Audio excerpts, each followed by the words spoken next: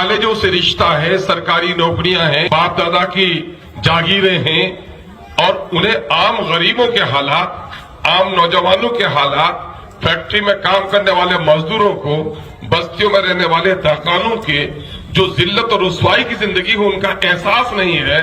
वो कहते हैं कि साहब अवैसी साहब का जज्बा बड़ा जारहाना है। अवैसी साहब पूरी कौम के दरमियान में एक जज्बा पर उभार रहे हैं, जज्बाती लीडरशिप को पैदा कर रहे हैं। ये मुनासिब अमल नहीं है। मैं क्या कहूं ऐसे दानिश्वरों को कि आपको अपनी दानिश्वरी का एहतसाब करना चाहिए। कौमों के सामने में कभी कभी ऐसे हालात आते हैं कि उनको अपनी ताकत का इजहार करना लाजिम हो जाता है। दुनिया में अकड़ के चलने के लिए मना किया गया है, जमीन पे अकड़ के मत चलो, लेकिन दुनिया में सबसे बेशकीमत जमीन काबा बैतुल्लाह की है। जब कुफार और मुशरिकीन पर यह भरम आया कि अब मुसलमानों में मदीने में जाकर वो ताकत नहीं, तो प्यारे मिस्कीन बनकर न करो बल्कि रमल करो कि दुश्मनों पर हैबत तारी हो जाए। और उस सियासी रमल को अगर कोई आज कर रहा है तो बिला सुबह बैरिस्टर सुदना वैसी कर रहा है। 1857 की तारीख याद होनी चाहिए। मैं दानिश्वर हजरात को देख रहा हूं। 1857 की तारीख में मुसलमानों के हाथों से जब सल्तनत चली गई तो उस वक्त मुसलमान ऐसा से कमतरी के समंदर में गर्क हो रहा था। और उस वक्त अंग्रेजों ने जो अपना हुक्मरानी का जज्बा था उससे बढ़कर अपने तालीमी निजाम को उसने हावी किया। और तालीमी निजाम ही नहीं बल्कि इस मुल्क में ईसाइयत को कायम और दायम करने के लिए अपने आला तालीमी मराकज़ कायम किए और अपने स्कॉलर्स को, अपने इल्मी शख्सियात को, अपने मजहबी पेशवाओं को इस अंदाज से पेश करने लगे कि उस वक्त हमारी कौम और हमारे नौजवान उनके कारनामों को देखकर शर्मिंदा और नादिम सी हो रही थी।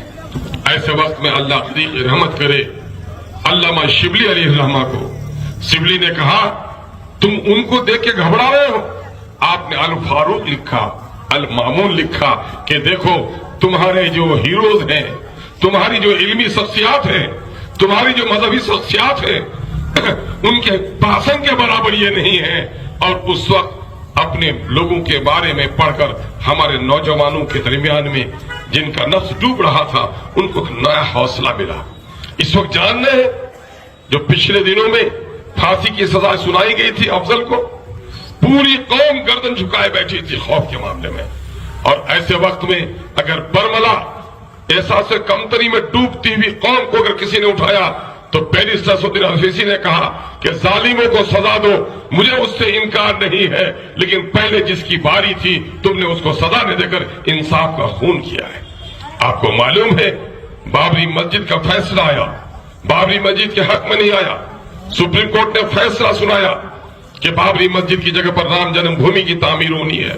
सारे अहले दानिश, अहले खिरत की जबान पे तालाबंदी थी, लेकिन उस वक्त भी अगर लब गुसाई की पहले किसी ने जुर्रत की तो यकीनन है कि बैरिस्टर सदुद्दीन अवैसी ने की। इसलिए पूरी कौम जो एहसास से कमतरी के समंदर में गर्क हो रही थी, बैरिस्टर सदुद्दीन अवैसी ने अपनी मुदल्लल और जुर्रतमंदाना और ईमानी मुबाहिसे के जरिए, चाहे पार्लियामेंट के अंदर हो चाहे टीवी के मुबाहिसे में हो, अपने नौजवानों को नया हौसला बख्शा है।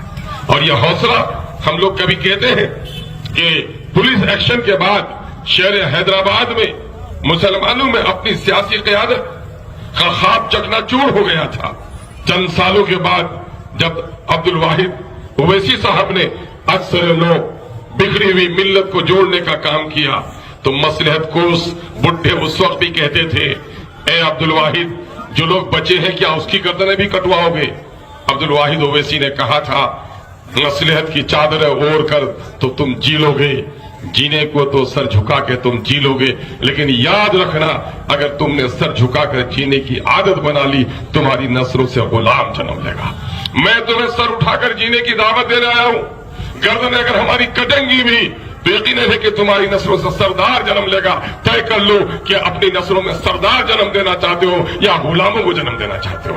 अल्लाह का शुक्र है उसकी जुर्रतमंदी का नतीजा है कि आज उनकी नस्ल के इन दोनों साहबजादों ने पूरे मुल्क को एक नई रोशनी दी है। इसकी कदर करना हमारा और आपका फरीजा है। आइए हम और आप अहद करें कि हम सब कुछ लुटा सकते हैं लेकिन अपनी गर्दन नहीं झुका सकते।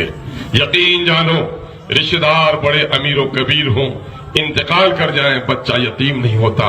बच्चा जब भी यतीम होता है बाप के इंतकाल के बाद होता है, और कौमें उस वक्त यतीम होती हैं जो क़यादत से महरूम होती हैं।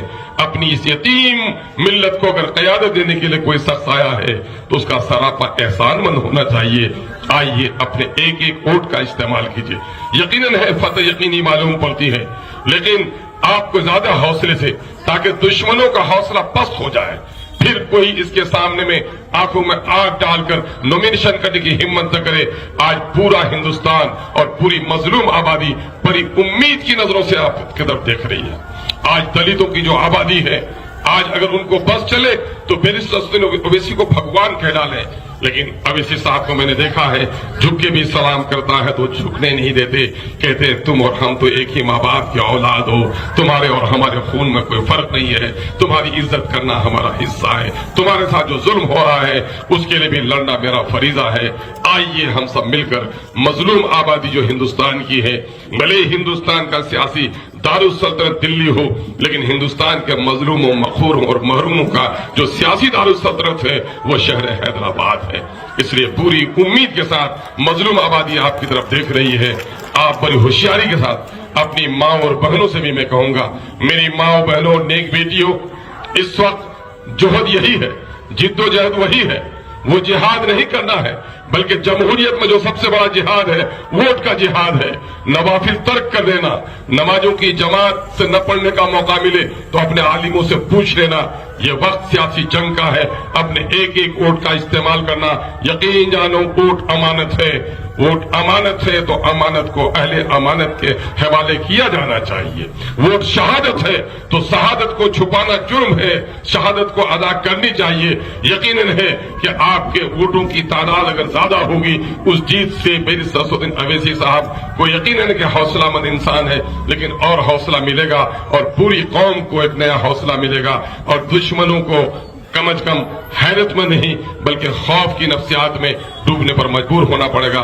हमें उम्मीद है मेरी गुजारिश से ज्यादा आप करते हैं और करेंगे जरूर। अस्सलाम वालेकुम।